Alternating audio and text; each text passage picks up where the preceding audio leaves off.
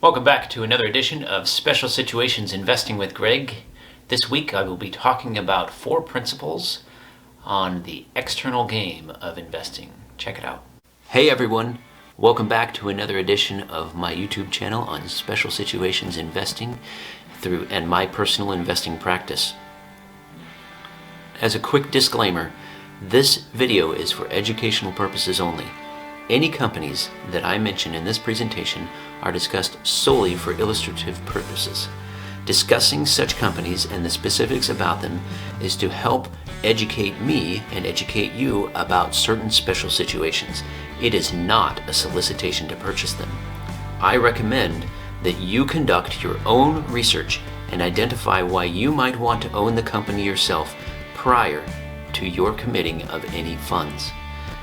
I also recommend that you seek the services of a financial advisor that has considered your personal situation as your fiduciary. And then finally, may your education here grow your knowledge, improve your personal investing performance, and give you the confidence to take control of your future. Thanks a bunch for watching. Now on to the video. Welcome back, mutant investors. A couple of weeks ago, I talked about the internal game of investing and some of the principles necessary in order to be a successful investor at that time. And I thought that I would do a follow-up video and talk about some of the things that are necessary for the external part of your investing practice so that you can be more successful. These principles are as follows. 1, you need to be on the same page with your significant other. 2, you need to practice patience. 3, you need to invest above the death line. And finally 4, you need to create an environment of emotional stability or discipline. The first principle. So the first principle is that investing requires that participants think rationally. And in that video a couple of weeks ago, I talked about how you need to practice rationality in your investing, and that rational training is necessary as part of the successful investor's inner game. When we apply this principle to external forces, the most important thing that we can do in my mind is to make sure that our spouse concurs with our actions. In my opinion, rational thought sometimes requires actions that at first blush can be terrifying. Therefore, before any investing practice is embarked on, you need to make sure that the other individuals that have some say in what's going on also agree with the actions that you're taking. Or, at the very least, they're allowing you to make those decisions unilaterally. The second principle is to practice patience. Closely tied to the principle of rationality is patience. Patience for yourself when your investments go the wrong way. Patience on the part of your spouse on letting you make decisions that sometimes are not always going to be correct. In my view, this could be one of the more important virtues that you could cultivate when you're embarking on your investing practice. This principle of patience is the external version of the internal principle of consistency.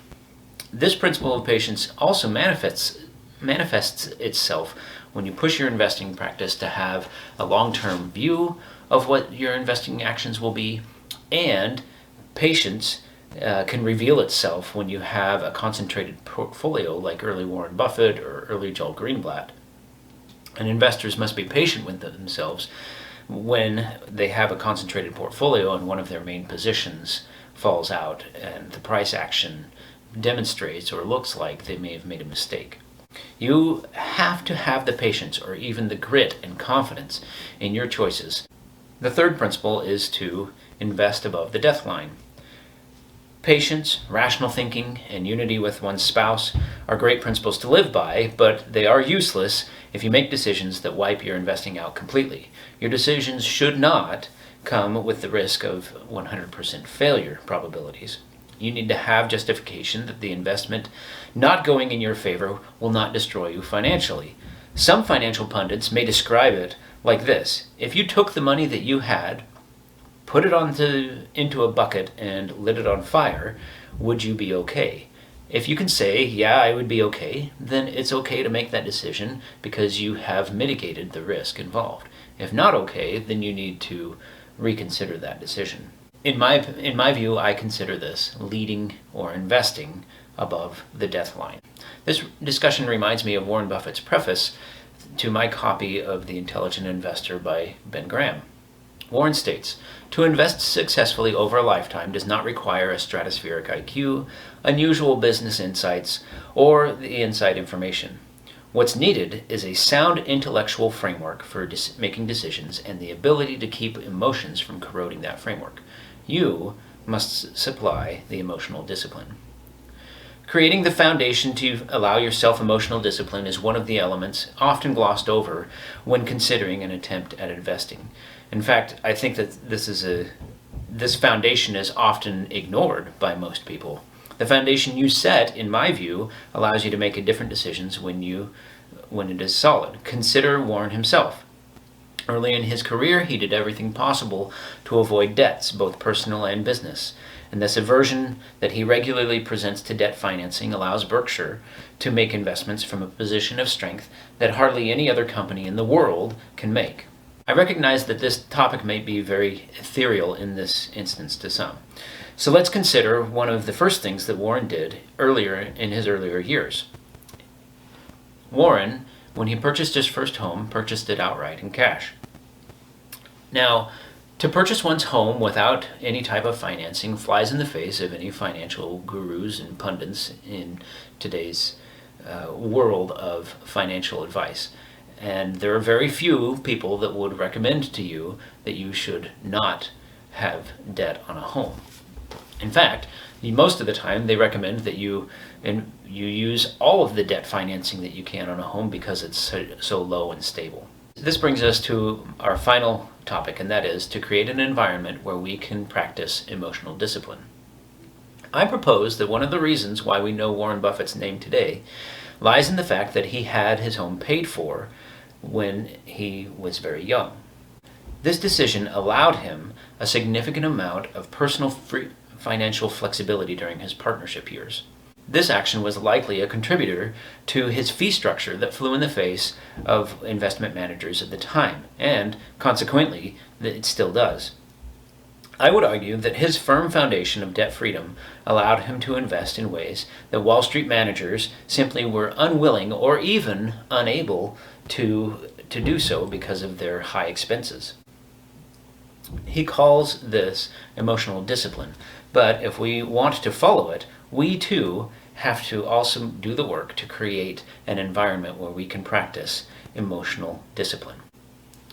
You should know that I don't care if you have debts on your own house or anything like that, and I'm not saying that you should pay off your own home, but I would propose that a lot of times if people want to be truly successful at investing, they have to come from a position of strength.